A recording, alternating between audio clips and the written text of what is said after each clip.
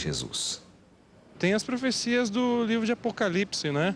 Que é sobre o final do mundo. Esse Jesus que salvou o mundo, que morreu por ele, né, pagando os pecados de toda a humanidade, e aqueles que creram no nome dele, entregaram sua vida a ele, serão salvos, e esse mundo aqui irá se acabar, e os que com eles entregaram a vida a ele, vai morar na Nova Jerusalém, uma terra já prometida já. Uma das verdades mais solenes reveladas nas Escrituras é a da segunda vinda de Cristo para completar a grande obra da redenção. O Senhor Jesus Cristo mesmo prometeu voltar. Na casa de meu Pai, disse ele, há muitas moradas. Se não fosse assim, eu vou-lhe teria dito, vou preparar-vos lugar.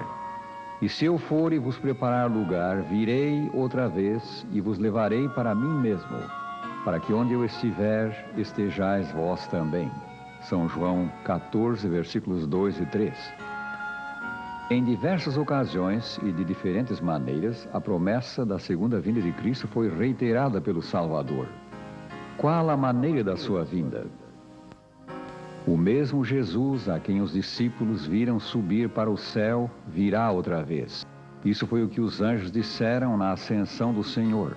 Esse Jesus que dentre vós foi elevado ao céu, assim virá do modo como o viste subir. Atos 1, versículo 11. Existem algumas partes da Bíblia, especialmente o livro de Daniel, que fala de duas vindas. Em Daniel, capítulo 2, fala da vinda de Cristo no final da história humana. Depois de todos os reinos, descreve todos os reinos que iriam suceder desde os dias de Daniel até o final dos tempos. E diz então que ele viria, o Messias, no final, para estabelecer o reino de Deus de uma vez por todas. Então isso só no final da história humana. No entanto, o capítulo 9 de Daniel fala que o Messias viria para morrer por nós, para pagar os pecados, para trazer perdão, cerca de 490 anos depois do exílio babilônico. Ora, como o exílio babilônico acabou por volta do ano 500, ali tem uma certa cronologia, um pouquinho, a partir do ano 457 se começa a contar esse tempo, ali mostra que ele viria por volta do ano 27 a 30 da nossa era, da era comum, a era cristã. E exatamente o que aconteceu, Jesus veio essa primeira vez para morrer e voltará, segundo Daniel 2, no final da história humana, para poder estabelecer o reino de Deus na terra. A meiga criancinha de Belém, nascida da Virgem Maria, é o Cristo vindouro. Esse mesmo Jesus é que virá outra vez. O menino que cresceu como os demais, humano como os outros seres humanos, embora fosse ao mesmo tempo o Filho de Deus, é o Cristo vindouro.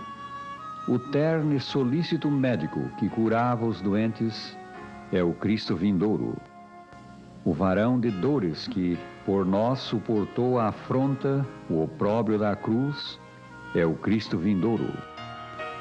O Filho de Deus, crucificado por nossos pecados para nos prover salvação, é o Cristo vindouro. O Cristo ressurrecto, o vencedor da morte, é o Cristo vindouro. Jesus voltará de maneira corpórea, pessoal, visível a todos os homens. Sim, a segunda vinda de Cristo será tão real quanto a primeira. Ele voltará, porém, não como frágil bebê, e sim como Rei dos Reis e Senhor dos Senhores. Jesus voltará com grande poder e glória, acompanhado de uma vasta, inumerável multidão de anjos. A manifestação de Jesus será tão visível quanto o relâmpago que corta o céu. Como será, por exemplo, a volta de Jesus? É claro, a Bíblia afirma que a volta de Jesus será um evento literal. É a volta de Jesus mesmo. E outra informação, ele virá corporalmente. Não será uma manifestação assim, de um poder, de uma energia. Corporalmente, é Jesus quem virá. E ele virá de uma forma visível. A Bíblia diz claramente que Jesus será visto por todos. Todo olho o verá, diz o Apocalipse. Para que voltará Cristo? Na sua segunda vinda, os justos que estiverem mortos ressuscitarão. Porquanto o Senhor mesmo, escreveu São Paulo, dada a sua palavra de ordem, ouvida a voz do arcanjo e ressoada a trombeta de Deus, descerá dos céus, e os mortos em Cristo ressuscitarão primeiro. 1 aos Tessalonicenses 4:16. Abrem-se as sepulturas e criancinhas são levadas aos braços de suas mães pelos anjos. A segunda vinda de Cristo traz alegria aos justos. A Escritura diz: tragará a morte para sempre, e assim enxugará o Senhor Deus as lágrimas de todos os rostos. Naquele dia se dirá: eis que este é o nosso Deus em quem esperávamos, e ele nos salvará. Este é o Senhor a quem aguardávamos. Na sua salvação exultaremos e nos alegraremos. Isaías 25, versículos 8 e 9. Famílias desfeitas pela morte hão de ser reconstituídas naquele dia, para nunca mais se separarem. Para os ímpios, porém, o dia da volta de Cristo será dia de angústia. Os reis da terra, diz São João, os grandes, os comandantes, os ricos, os poderosos, e todo escravo e todo livre se esconderam nas cavernas e nos penhascos dos montes, e disseram aos montes e aos rochedos: caí sobre nós e escondei-nos da face daquele que se assenta no trono e da ira do Cordeiro. Porque chegou o dia da ira deles, e quem é que pode suster-se? Apocalipse 6, versículos 15 a 17. Essa há de ser uma tremenda hora para o ímpio. Que deveríamos fazer em face destas coisas? Sabendo que a vinda do Senhor está próxima, devemos vigiar. Acautelai-vos por vós mesmos, disse Jesus, para que nunca vos suceda que os vossos corações fiquem sobrecarregados com as consequências da orgia, da embriaguez e das preocupações deste mundo, e para que aquele dia não venha sobre vós repentinamente como um laço. Vigiai, pois, a todo tempo, orando, para que possais escapar de todas essas coisas que têm de suceder, e estar em pé na presença do Filho do Homem. São Lucas 21, 34 e 36.